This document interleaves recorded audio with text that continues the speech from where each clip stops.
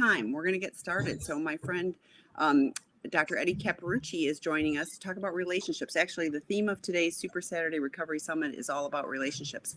So his topic today is our struggle to emotionally bond. So Eddie, he wrote a book called Going Deeper, and it's about childhood wounds and looking at our inner child. And so if you haven't, the last Super Saturday Recovery Summit that he joined us, he talked about those. I would invite you, if you haven't seen that one, to watch that video. But he joins us on sex and relationship healing every month to talk about getting couples to the other side. So after there's been betrayal, there's addiction, there's problems in the relationships, how do you move your relationships forward? So since, and I was joking with Eddie a bit ago, since addicts do relationships so well, we thought that this would be a really meaningful topic. So I'm going to let Eddie take it away from here. I'm going to mute. If you have questions, just a reminder, this is recorded. Please do not request to share like a typical meeting, because it's not personal. I'm going to X you out. But if you send me a chat, I will ask Eddie the questions that you're asking at the end of his presentation. So he'll present somewhere around 40 minutes, and then the last 20 will be for questions. So take it away. Thank you, Tammy, and thank you for everybody who showed up today. We have a really good crowd, and I'm glad to see that. Yes, this is actually what I'm going to be presenting today is the topic of my third book that I'm writing. As Tammy said, individuals who deal with addiction also struggle with relationships. And what I've done is I've outlined the reason why behind that, and then also what we can do to change if we become the new guy or the new gal who in the relationship, somebody who can actually understand and become emotionally intimate. So the name of this presentation is called Our Struggle to Emotionally Bond, and it's about relational blind spots, and I'll explain more to you about that as we go along. So if you move to slide number 2, where we start off what goes wrong? Why is it that we struggle to love? And basically the reason is that as kids we become damaged. And how that happen? It could happen in a number of different ways. For some, it is the experience of trauma, whether it is a major trauma or a small trauma. But for many others, just a sense of neglect. And neglect doesn't mean that somebody's not feeding you or washing your clothes or doing anything like that or providing for you. Neglect is more in the area of not providing you what you need from an ability to be able to be comfort, nurture, and to explain to you how to handle emotional. So therefore, as a child, we need to figure out, how do we do that? How do I comfort myself when I am distressed? And we have very limited resources to do so. And what I mean by that is the idea that, one, we don't have a lot of worldly experiences, and 2, we are driven more with emotionally charged thinking than we are from a cognitive thinking process. So as a child, if I'm sitting here with this emotional distress because the boys next door, the two of them, have decided to go off and play and leave me alone, and I reached out to my mom, and my mom says, hey, look, I'm just too busy right now, don't worry about it, just go play by yourself, just dismisses it. It's like, what do I do with this? So the kid comes up with the most logical conclusion they can think of, and that is, I won't think about it. And in not thinking about it, what they do is they seek out distractions. And in a case of a kid, that may be too much television or too much food, or maybe even too much fantasy in their own head playing. But somewhere along the line, they're going to run across something that is going to provide an ultimate type of distraction for them, whether it is drugs, alcohol, sex, you name it, video games, they can go down the line, but that's what they cling to. And what we do is we take that same defense mechanism, not to feel pain, into our adult world. So that's part of what goes on with this damaged child. And part of the problem we have when we're dealing with, individuals and trying to help them work through what are those issues that result in the fact that you don't want to sit with emotional pain is that many people think of their families that they were happy, healthy, and in many cases they weren't. And the reason being is, again, just what I put out there before. I can't tell you, probably maybe 7 out of 10 people who come to see me who will say, no, probably too high, maybe about 50%, who will come in and say, yeah, no, I had a good childhood. It was fine. Mom, dad, they didn't get divorced or anything. Yeah, but you know what? As a family, they sat around at dinner, they sat in front of the television every night. Nobody really carried on deep conversation. Nobody was ever checking on him or her in their room later on. And here they were, maybe spending hours and hours looking at pornography. Nobody really seemed to be very interested in what they're doing. And in some cases, yes, they were very interested in what they were doing. They would go to all their events and activities and such. But again, when it came to emotionally investing, they weren't there. And that causes a problem. And we move to our next slide. What we're talking about is the early stages of childhood development.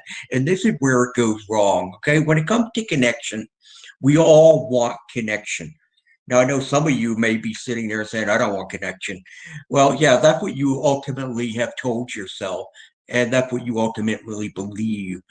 But we're created to be in relationship. We're created to be in community. And yeah, we can learn to live without, but there's a great void that is there. So we will find other things, and many times they're very destructive things to fill those voids. But so basically, we want that intimacy, but for many of us, we just don't know how to achieve it. Um, to have that capacity to be able to accept and provide emotional intimacy with people. That's what helps us to engage in meaningful relationship. We have to understand our emotions. I have to be able to identify my emotions. I need to be able to express them. And that's where we run into problems. So let's look at the thing about attunement. What is attunement? Well, there's two aspects of attunement. One is this idea of emotional regulation.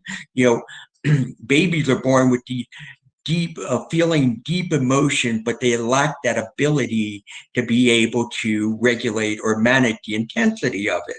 And we all know that because we've all been around babies and what they're like. Okay, all they know is that they're hurting for something or they're afraid, and they're looking for someone to help them. So it is up to the parent, and particularly the mother in this case, to be able to take that baby who's in this emotionally charged state and to regulate the mood, to bring them down, to be able to soothe them. And there are some people who don't know how to do that. They just don't know. They don't know how to emotionally soothe people. So therefore, in this stage of development, a child is left many times just to cry or is maybe even punished. They don't have the ability, and I'm talking about the caregiver, to be able to help this child adjust. The second aspect of attunement is our ability to understand how other people are feeling. And therefore, what we need to do is be able to teach our kids how to pick up on the emotions of others. And that's really important for the idea of empathy. And when we come to the idea of addictions, we hear very often that, yeah, you know what? That person who's struggling with an addiction has no empathy whatsoever. They're all about themselves. So they're all about themselves because, one, they were never really taught how to be empathetic. Okay. If you are attuned, you can be aware. All right. You can be able to you have awareness, you have tolerance, you possess understanding, you can be non defensive, and you do have empathy. But you have to be able to have the tools of attunement. If you do not have them, then you are not going to be able to have that skill set. And then it moves to trust. Trust is part of, was on the scale of, there's a psychologist, Eric Erickson, he was very well known, and he came up with the 8 stages of development in life. And trust was on there, and it was either trust or distrust. And this is the first stage of development that he identified. If we don't get this one right, then what's going to happen is we're not going to be really willing to take many risks or chances. But if we do, then we feel very confident that we are loved and accepted. The next one is autonomy. Autonomy is where kids learn to venture off, okay, without being fearful, without worrying. So therefore, they develop a lot of confidence that they can do certain things and being independent. This is really important because it helps us to detach from our parents and not be too clingy, and it also strengthens our self-esteem, our self-worth. When we do not have this, okay, then what's going to happen is we're not going to be really good in being able to feel this sense that I can make good decisions, that I can problem solve well. I'm going to be more fearful. And we'll go into more of this as we look at in the next slide. And the final one is love and sexuality. And what we're trying to do in this area with kids is be able to show them how we integrate both sexuality and love, and that what it ultimately means is that we can have a deep and emotional connection. So we move to our next slide, what we're going to see. So what, add to what I just told you, those things that don't happen, or maybe only a couple of them happen. But then add to it, this is the other stuff that goes wrong. One, there's no proper model. We don't see mom and dad engaging in a true emotionally intimate relationship. Okay. We may even see divorce in our families, stuff, or they could be together, but you just see there's nothing there. Addiction gonna override everything. Once we hit addiction, the game's over. We are that is our focus. That is everything we're going to be looking at. And we are not going to be thinking about anything that deals with how do we emotionally connect. The only connection we want is to be able to get something from somebody. And then what that leads to is this idea of self-loathing with ourselves. And what that is, once we start to hate ourselves, it's really difficult to love other people. And basically, what you wind up with is a lot of selfishness, because really what it's about is me. It's all about me. So what all of this brings us to, what I just laid the foundation for, is the reasons why we struggle to love. I hear it so often, and myself included. I'm not sure I understand what love really feels like. I don't, I see these other things. I see what's in movies. I read what's in books. I see some other couples, and I'm not sure I've ever felt the depth of that. I felt a connection, again, maybe an infatuation, but I've never felt that depth. And that the reason being is because we did not have those skills that we needed presented to us, given to us, taught to us, as well as some of the other things that I just mentioned. So let's look at the difference between the two, what happens. If we connect, if we learn how to bond, the healthy outcome is that we have this ability to accept and to give physical and emotional intimacy. And so therefore I have a very meaningful relationship with people. If I don't have that, if I'm disconnected from my emotions, then I'm going to struggle, one, to self-regulate. Emotions are going to be, whenever I see emotion, whether they're my own or someone else, the first thing is going to be perceived as that they are a threat.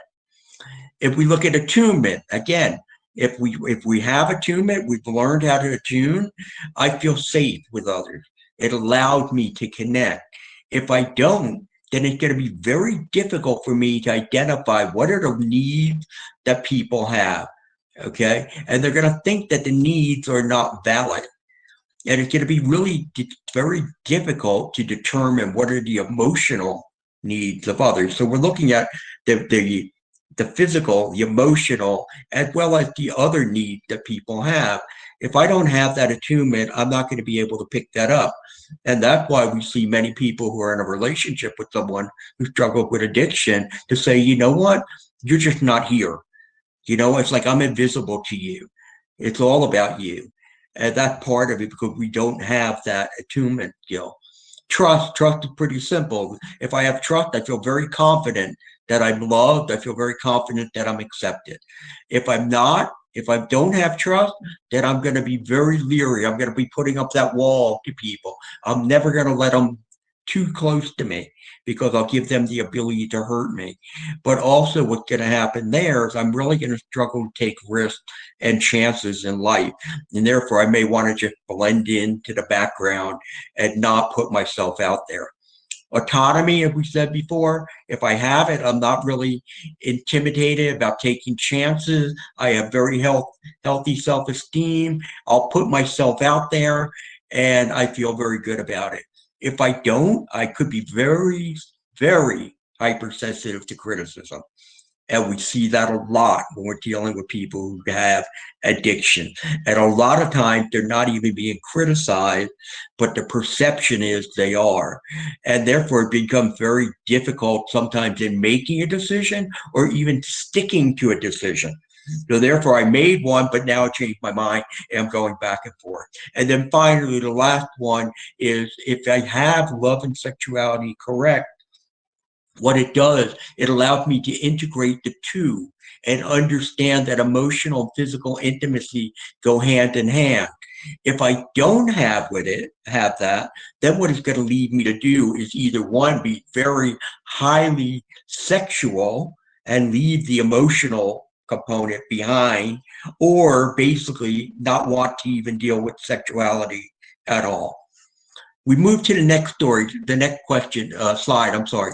Now this slide, this is the one that got me thinking of all of this. I had a client who was dealing with, and by the way, for you folks who don't know what I do, my practice is I deal with problematic sexual behaviors, and I work exclusively with men in helping them in that area. And I had a client that I was working with for over a year who had a very severe pornography addiction when he came to see me. He had done amazing work. He had done everything I'd asked him to do. He stayed in his group, and he had said that he had been sober ever since he started therapy. His wife, however, was not drawing back to him. Now, again, it's been a little over a year. Sometimes it takes longer than that, but I mean, we were seeing nothing. And so therefore it became a question, okay, so what's going on here? So I called her in one day and I said, I go, just interesting that, your husband seemed to be doing very well, but you're not making any move back to try to re-engage. And she moved up to the edge of the sofa, leaning in toward me. And she said, I lived with him for 17 years. I think it was 17 years. And she goes, and he's been dealing with pornography for 16 of those. And I suspected it. And every time I asked, he said, no, that's not what it is. I'm not dealing with porn. And all right.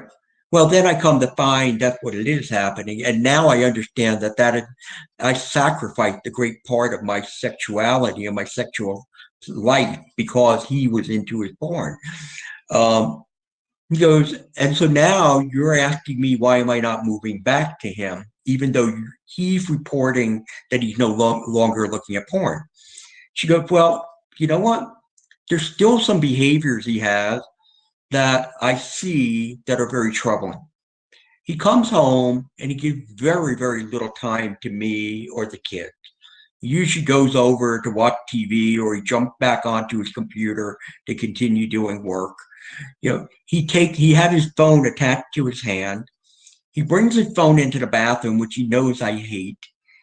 He goes, I don't feel like there's been any changes made, with the exception that he is now saying, I'm no longer looking at porn. And then she leaned even closer, and I thought she was going to fall off the couch. And she said, but let me ask you this. Before, when I was asking him, are you looking at porn? You say no. Today, I'm asking him, are you looking at porn? And he's saying no. He goes, So what has really changed here with this guy? And why in the world should I trust him just because he's telling me once again he's not watching pornography? And I nearly fell over in my chair. And I realized at that point that just taking care of any addiction, the behavior itself is not enough. We need more. And what we really need is the transformation of the heart, which is the next slide. This is where I say the person becomes the new guy or the new gal. So therefore, we're going beyond just treating whatever the disorder is, the addiction is. And therefore, what I'm doing is I am helping people to engage in healthy relationships. And again, that is something that is not natural. We just don't know it. If we're into an addiction, again, it is basically us. In my practice, about 80% of the people who struggle with pornography or sexual addiction, they have about 6 or 8 characteristics of what I call blind spots. And I'm going to introduce you to the blind spots in a moment. The blind spots are those things that the behaviors or characteristics or issues that impact us that prevent us from having solid relationship with others. So again, with the transformation of the heart, if you move to the next slide, okay, as you look at trying to say, okay, I need something different, and here we're looking at Ezekiel 36:26. I'll give you a new heart. I will put a new spirit in you. That's pretty profound, but it's also, I know for me, it was almost like, I, I can't believe that. Can't believe it's possible that you could change my hard heart. And by examining, however, these 14 key issues that I call blind spot, we can learn how to soften our heart. We can learn how to experience rewarding and joyful relationships. So let's turn right now. If you go to the next slide, you're going to see what I call the relational blind spot. And if you start in the upper right hand, things that people lack or struggle to have that are going to cause them to struggle with the relationship. One, they struggle to connect, just don't know how to really emotionally engage and bond. Two, they're very inwardly focused, very selfish. Three, they lack mindfulness. Their heads are down, they're running through life. They're not aware of what's really going on around them. Fourth, they have low emotional IQs. As I said to you before, they can tell you if they're happy, angry, sad, or fearful, but they can't really tell you anything more. And they're very afraid to express any emotions they have because of past experiences. Expressing emotion did not go well. Many of them suffer from what I call the hide and lie syndrome. Okay, they seem to lie about everything because telling the truth brought no benefit. And they also realize fly under the radar, keep a low profile because that's the safe approach. Many have limited interest or passions in life. They may have very few friends and they don't really, engage in much of anything from a hobby standpoint. They struggle to connect with God, which makes perfect sense. If I have a difficult time connecting with people, how am I going to connect with someone who I can't see? Okay, I can't touch. I can hear if I listen close enough and I get into a way of a discernment, but there was a point in time when I couldn't hear at all. So therefore, it's like, how do you struggle to do that? They're very compulsive or impulsive in their behaviors, and usually it's a combination of the two. They're fearful. Fear is going to be at the center of all of this. going to be at the heart of everything of why, when it comes to relationship, why we can't do them well. It's because we're afraid. We're afraid of rejection. We're afraid of not being accepted. We're afraid of being misunderstood. I can go on and give you that list. Also, the idea of mood or medical disorders. We have the mood disorders, such as many people who deal with addictions. They also struggle with ADD, or they struggle with de- depression, or they struggle with anxiety. So you have the medical disorders and you have the mood disorders that are involved in this. There seems to be this overriding lack of contentment. No matter what you go after, it's just not good enough. Nothing's ever good enough. And what I really believe is, I called it the void. I had this void my entire life. I never knew what the void was. And what the void was a hunger for true emotional connection, true emotional intimacy. And also, they lack the ability to sit with emotional pain, and they avoid it. We talked about this earlier. What kids do, they learn to distract themselves. And in that's where addictions start to take place. They lack curiosity. Nobody ever challenged them when they were younger on how to be curious about other people. Remember, we're talking about relationships here, not talking about you have great curiosity in finances or your work, whatever you do there, or even sports statistics. Have a lot of curiosity, but when it comes to relationships, we don't drill deeper. And also the fact is, the last one, the 14th one, is they're hypersensitive. They're, as I said to you before, very hypersensitive to criticism. And part of that they feel like, or they're hypersensitive in the fact that they, misconstrued something someone says, and immediately they get angry to it, about it. So therefore, they can't really regulate their emotions very well. So what I want to do now is I want to walk you through each of these individually. I'm going to try to get through them in about 10 minutes. And I know that's really fast, but I want to leave time for questions that we have. So we're going to go through 14 in 10 minutes. So avoid emotional pain. Okay. Again, this is at the heart of most addiction. This is what it is. I have that inability to sit and be able to regulate these distressful emotions. Now, emotional pain could also be boredom. Could be boredom, or it could be a fact that I just don't feel like I'm very worthy. I feel like I don't matter. I feel like I don't measure up. There's many different types of emotional pain, but that's what happens. As I said, as children, they were not instructed on how to manage those pain points, so they learned to distract themselves.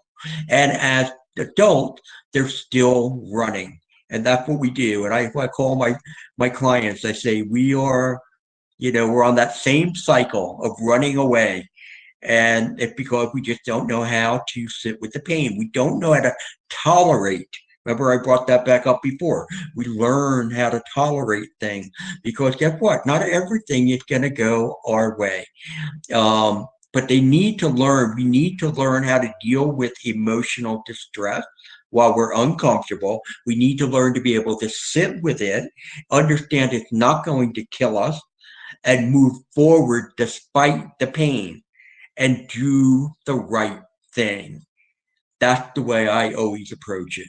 Hold on to the pain. Yes, it hurts. This sucks. Don't want to do it, but I'm going to do the right thing. I had a guy who just started doing group therapy, and he's a very, very analytical guy. He had no emotional IQ whatsoever. He very academic, and therefore to go in and try to talk to people about what he feels, it's like, oh man, you dropped me on the planet Mars. But we talked about it yesterday, and it was like, okay, he understands. I have to sit with this discomfort, and I have to go in there, and I have to, maybe even if I have to fake it till I make it, but I'm going to have to do it. I can't run away from this. And that's a great sign for him to begin, because that's the first step in trying to get rid of any addiction or manage any addiction that we have. It is about learning to stop running. Second one is lacking curiosity. Now this really hinders our ability to go deeper in relationships. If I'm not curious about you, okay, I'm not sitting there and probing and asking questions and trying to get to know more about you. Okay. And part of this, I go back to what I said before, we weren't challenged as children to be curious. Okay. Or that, as I said, our curiosity may be limited to other things, but not to relationship. And this is an essential building block to relationship. You need to be curious about the people who you are surrounded by, or you're not going to be able to have very in depth kind of conversations or an in depth type of relationship. And the key to improving this is one, being mindful of the fact that I need to be curious, and then asking open ended questions, having that attentive listening. Okay, I'm picking up words that are coming at me, and I'm trying to look for emotions. Can I see emotion? And being engaging. I had a client who told me a story that where he really blew it on this front. He was sitting in the kitchen, he was eating a bowl of ice cream. His wife came home from a Bible study, and he goes, so how was the study? And she had her book and she had a couple worksheets. She goes, oh, it was fascinating. She goes, in fact, I have the whole course thing here. Would you like to sit down and look at it? And he looked at her, he looked at his ice cream, and he said, nah, and walked away.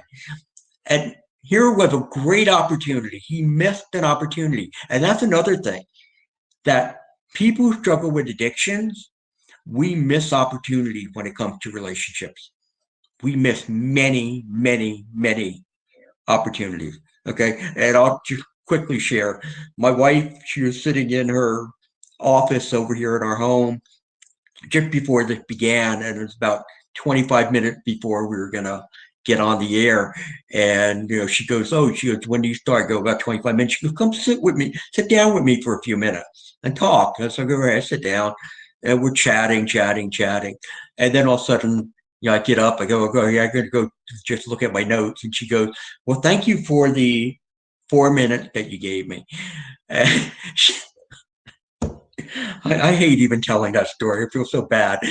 She was the 4 minutes. She goes, but I bet it felt like 40 to you, didn't it?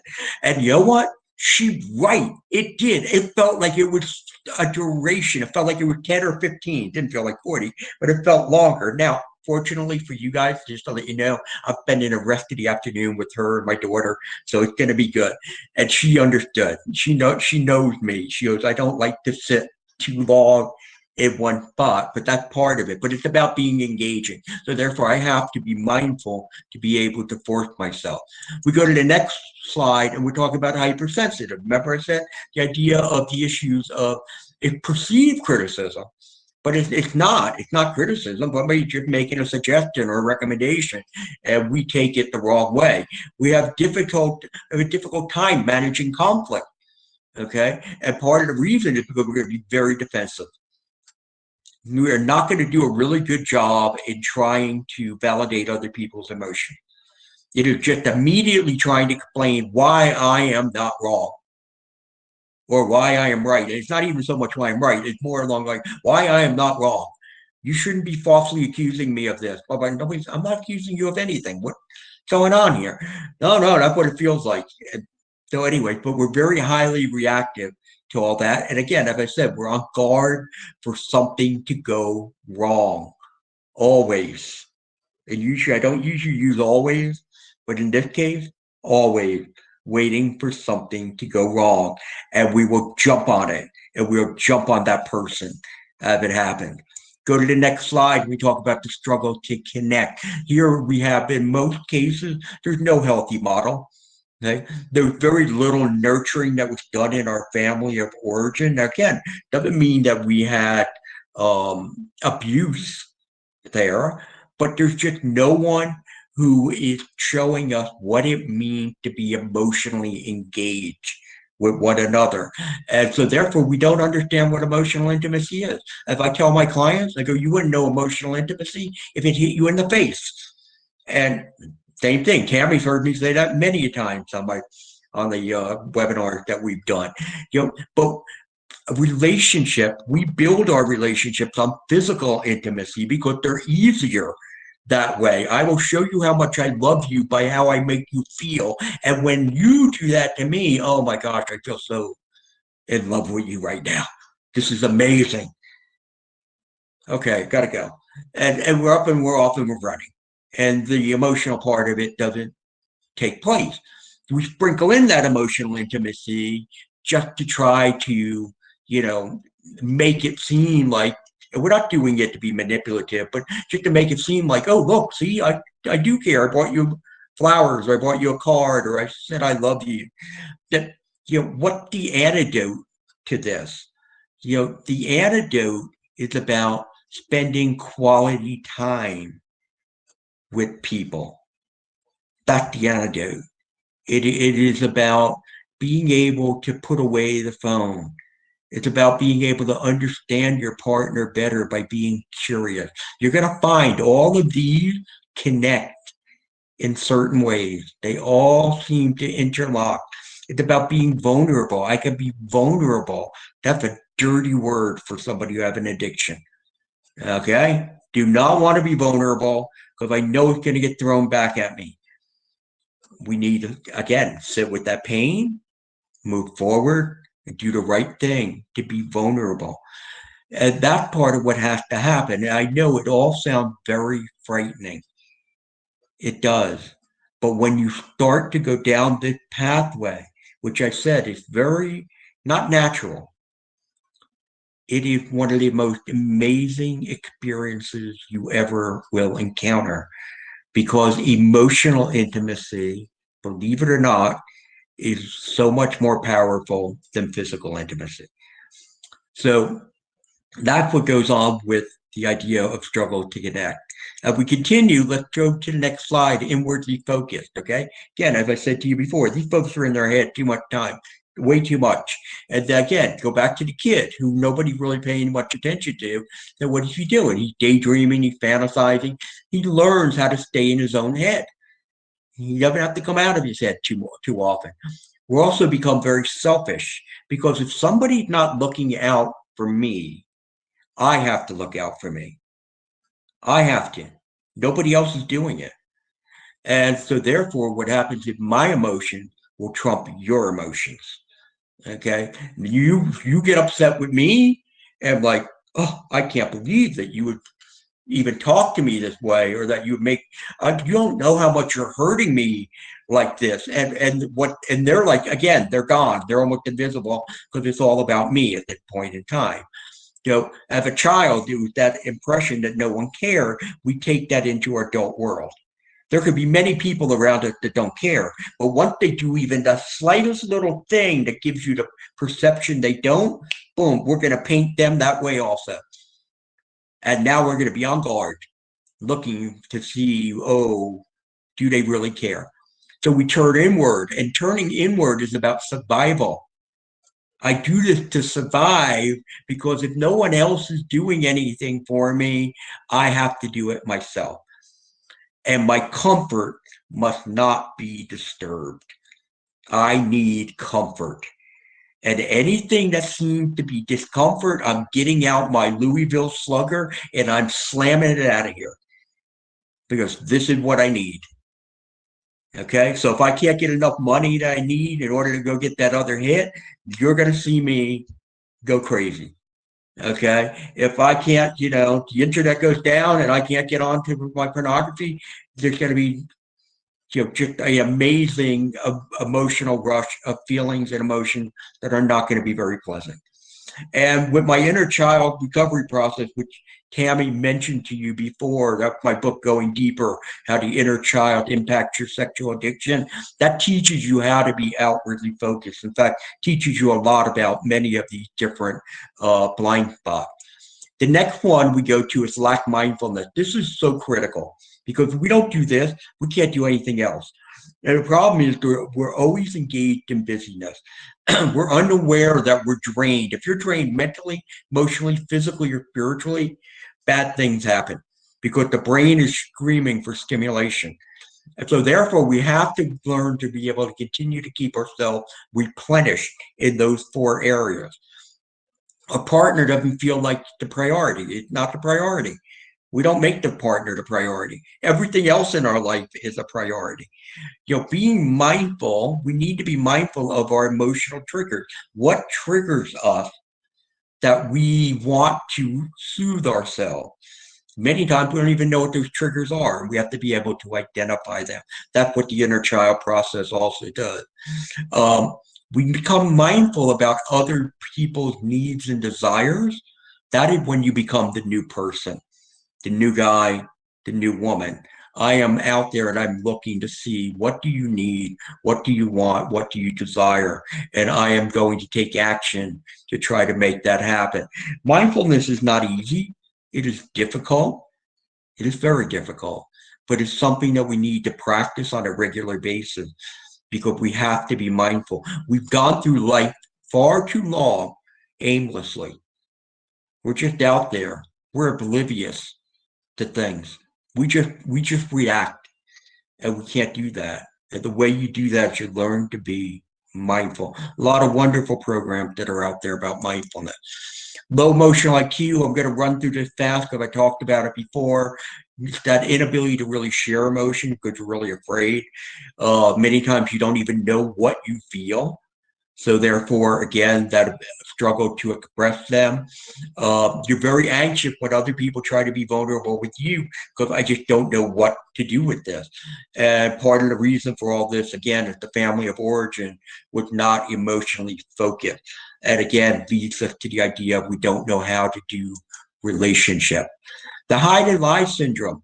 And again, we hear this so often from so many partners or family members about people who struggle with addiction. It is about the lying, the deceit, and how much that's even more awful than any kind of the addiction they have. But you know what? I want to fly under the radar. I want to lie. I want to admit because I am afraid. I'm afraid I'm going to get in trouble.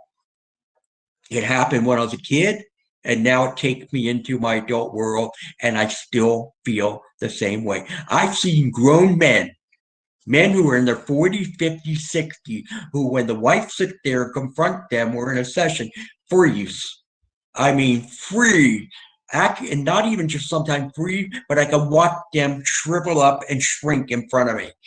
It is incredible how this disorder right here is so prevalent in so many people who have addiction because they're afraid that they're going to disappoint someone. So many times I'm not going to say anything. And telling the truth means that I have to relinquish control of giving up control of what I have. Limited interest and passion. Well, this is again people who don't have a lot of interest. They don't have a lot of friends. They're very stuck in their comfort zone. They have a routine.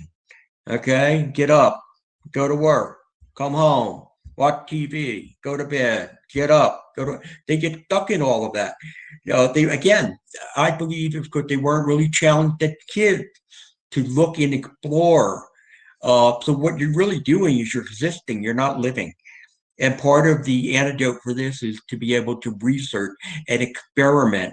And it's going to be kind of hard because we don't really know what we don't know. And a lot of times you're just going to have to try to do a lot of research to figure out what are things that I could have a passion for.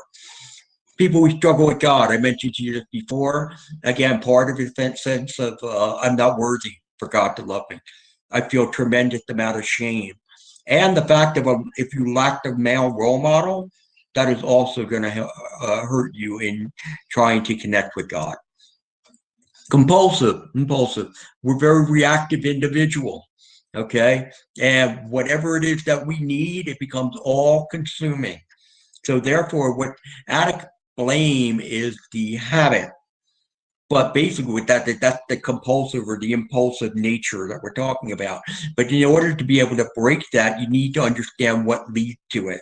And part of that is learning how to slow everything down by putting speed bumps. That's what I call them, speed bump. Like, before I go and do something, I need to take a break. I need to think about something else for a moment that maybe I need to call somebody, whatever it is. And also that you need to identify what are your unfulfilled desires. What are the things that you really have hungered for? And as I said, in many cases, it's just going to be the idea of that true emotional intimacy. I mentioned before the idea that fear is at the heart of all of this, all of them.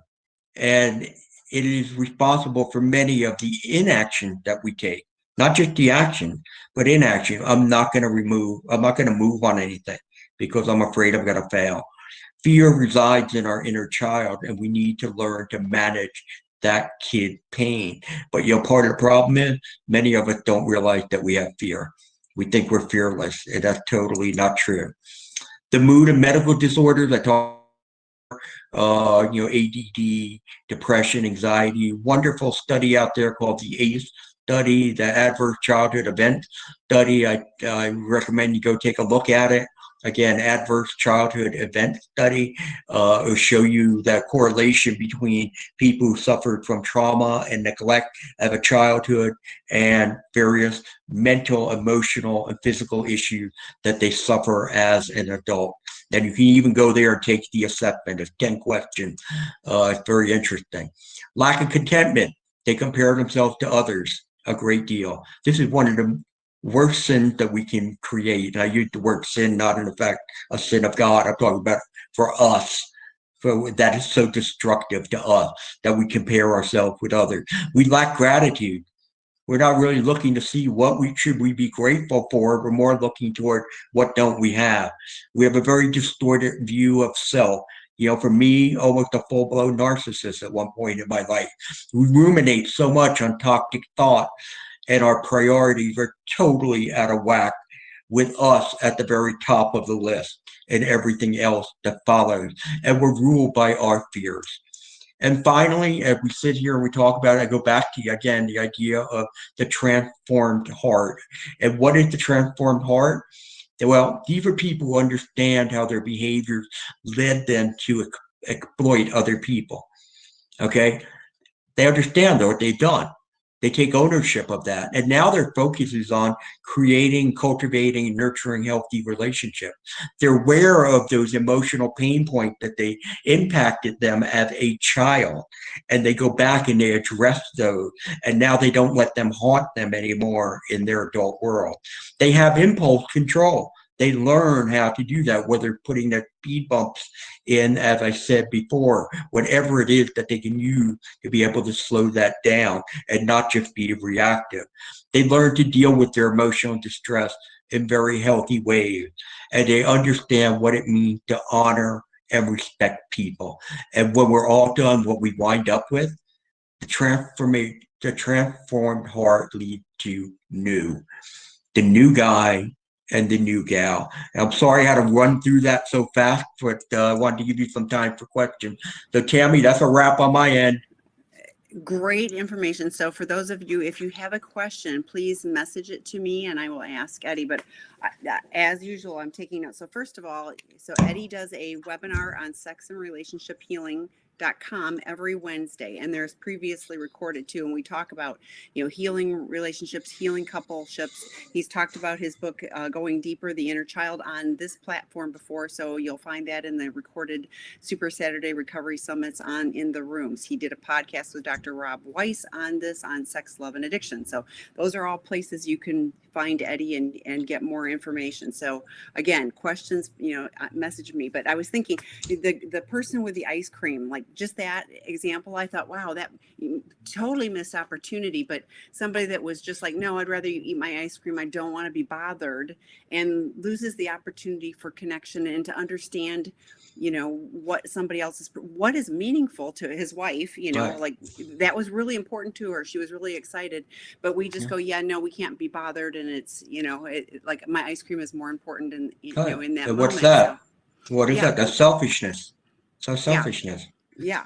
And you talked about the void, and I always call it the hole in the soul. And, we're looking, at our addictions to fill that hole and to numb us out and to, in whatever form it takes, we're looking to cram something in because we do feel that void, and healthy relationships and connections with other people is what ultimately, it starts, making that hole, shrink down. I was also thinking how daunting it is to look at and go, oh, 14 different things I've, 14 areas I've got to work on. But I really think, like, first of all, the fear, yes, like even the fear of starting this and like, am I going to be successful? Am I going to be able to do this?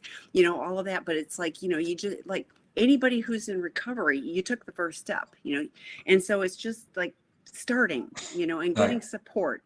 And I don't think you learn to do all of this stuff, by, I mean, your books are great, don't get me wrong, but I don't think you just learn it by, reading a book. It really takes No, practice. you Go ahead. can't, because you need somebody who's going to be there to challenge you and to be able to kind of push you beyond, as I said, going deeper, because you hit a certain point and say, okay, that's the problem. Well, wait a second, maybe that's not. Let's go down deeper and touch it. And sometimes you keep peeling back that onion and it get there. But yeah, to talk about what you said, yes, it's very daunting to 14. But as I said, they really overlap. And what I ask people to do, pick one. Let's go after one. And let's focus on that. And as we're focusing on that, believe it or not, we're picking off two or three other ones also at the same time. And this is not, a 30-day, 90-day, 120-day program, and I can cure you of all that. No, this is a lifelong pursuit. As I told you, right? If I had it all right, I would have sat in there for 15 minutes. I didn't because I don't have it all right. I get it wrong sometimes. We all do.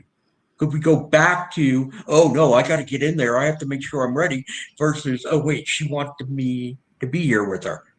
No. I was thinking too, the lack of passions, and I thought there are people that never develop those, as children weren't allowed to explore that. I also have thought about how many people.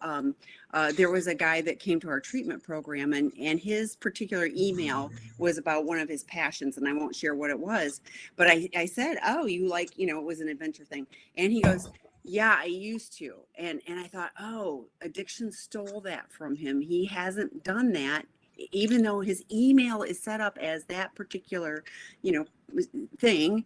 And Right. he completely left that because he got so wrapped up in his little addiction world. Our world gets compressed when we're only Okay. focusing on our addiction and numbing out and, everybody stay awake. It's yes, I'm not going to get hurt, but I'm also not going to be, connected with other people. I'm missing out on all the joy and the good stuff in life because I'm keeping myself safe. And Right. that's tragic. So It is tragic. I mean, we're keeping ourselves safe from any sort of discomfort. And what I mean by that is whether it's emotional pain or mental anguish, but we're not living. Again, at that point, we're just existing. And that's not what life is supposed to be about. Life is supposed to be about our growth. And therefore, we also don't get an opportunity to do for others, which is what we're supposed to do, which gives us probably the warmest feeling we can ever have. But all of that is gone. Therefore, we just keep turning back to the addiction, turning back to the addiction, turning back to the addiction, because it's the only thing that gives us a little bit of sense of false security that we're okay. and you talked about not not tolerating uncomfortable feelings, and I think for many of us, any feeling is uncomfortable because we're so used to obliterating all of our emotions. So learning to just be okay in the moment a little bit, and going, okay, that didn't kill me. It might have felt like it was going to, but just making Right. those little bits of progress and going, okay, or what can I do? And you shared about people lack gratitude, and how to transform our emotions in the moment. Go write a gratitude list. Mm-hmm. There are practical things. Like I was thinking, with all of these that you've shared, there's practical things that you can do to tackle one at a time. So rather than looking at, it's like the how do you eat an elephant, one bite at a time. So Right. today I'm going to write a gratitude list. Today I'm going to be curious about somebody in my life, and I'm going to ask them without planning my response. I'm just going to Mm-hmm. listen to. Right. I'm going to be curious, and Right. we've talked before on some of our webinars too about what I hear you say, Eddie, is and then you can go, yeah, well, that's mostly right, but it's not really, here's what I'm really meaning. And that gives me an Mm-hmm. opportunity to make sure that what I'm hearing is accurate and gives Yeah. you a chance to think it out more. And we're interacting, how great is that? So, Yeah. But all of that means taking a chance, taking a risk, and putting yourself out there. But again, as children, something happened along the way, and we decided instead, I want to be very guarded. And we've got to start letting that guard down because we're not kids anymore. We're not back there any longer, and we're missing the opportunities. And like I said, there are limited opportunities in life, and we're just watching them. If I tell some couples, I say, you know what? There goes another day on the calendar. There goes another day on the calendar, and you're still stuck in the same rut that you were in before. And it's like, when do we start doing something different? well, and I think anybody who's here, you want to do something different. You're looking to do recovery, which is a completely different thing. Your example that you shared with Karen, the client, and I say that all the time. Lips moving, lies. It's Right. actions, and I can completely understand how people looking at us as we're starting the recovery process, we're going, oh my gosh, I'm doing so good. I'm doing all of this stuff, and they're not seeing any real change. But we're going, yeah, I'm not doing my acting out behavior. So Right. now you should believe me. But it really is about how is that visible to others. And I share a lot. I think abstinence. That's the first step here. We just stop the behaviors, and then we start developing sobriety. But recovery is completely different when people can really see how different we are.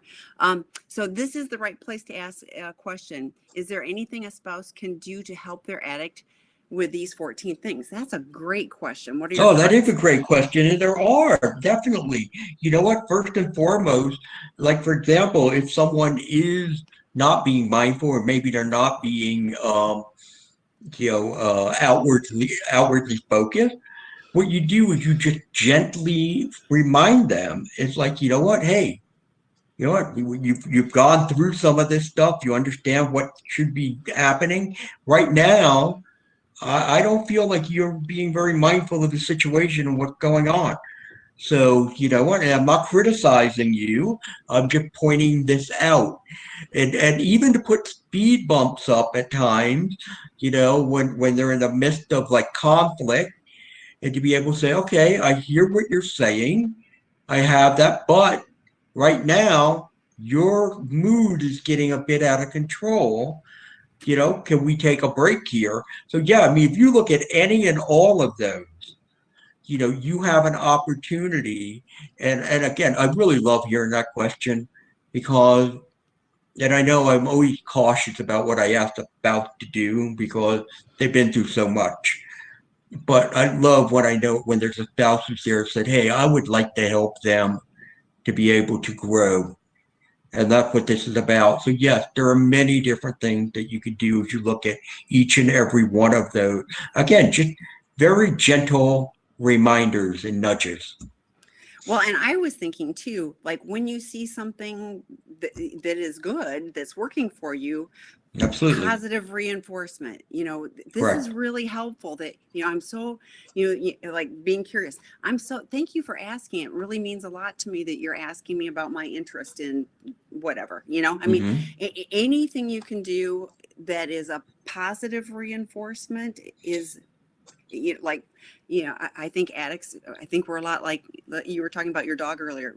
We want the belly rubs and the pats on the head going, you're doing it good, you're doing it good. So I think anything you can do, there's a space for gently nudging, and I think having the conversations of how will, not in the moment, but also like having a conversation about how can I let what method would you Hmm. would you be open to? Correct. So yeah. Absolutely right. Getting their buy-in. If I do this, are you okay with that? Would you understand? Absolutely. Yeah, because I think part of it is, it's the message, but it's being able to have the message be heard, and because addicts, we can go into such a shame spiral, and, going back to the one where it's like, Right. oh, it's criticism and all. No, I'm just, I'm trying to help support us in a different way. How can I help that's going to be useful? I think that's good. So we are out of time. So Eddie, thank you so much. I will look forward to seeing you next Wednesday on Wednesday. Yes, Wednesday. sexualrelationshiphealing.com. Yeah. So for those of you joining, Dr. Allison Nuremberg will be coming on in an hour, talking about letting go of the illusion of perfection in our relationships. So that'll be another great topic. So join us then. But the recordings of this will be posted on the In the Room site, hopefully in the not too distant future. But stay tuned. See you in an hour. Thanks, everybody. Bye, Eddie. Bye.